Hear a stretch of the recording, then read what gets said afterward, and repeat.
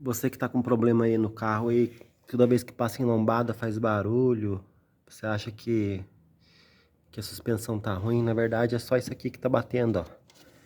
Essa coifa aqui, ela tem uma tampa aqui em cima, dura, e quando bate naquele copinho faz barulho. Ó. Passa na lombada faz esse barulho. Bem forte.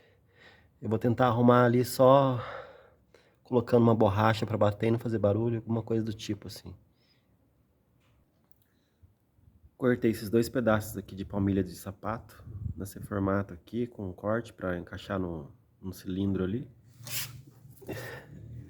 E depois eu mostro o resultado.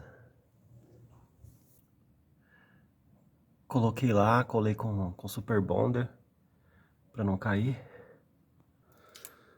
Ah, e eu também tô amarrando essa coifa aqui com a fita, porque ela sobe e sai daqui.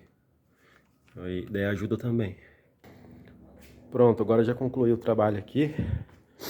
Desculpa aí pelo vídeo de péssima qualidade, né, que eu não sei gravar, mas pelo menos foi de utilidade pública, né, isso ajuda pra caramba.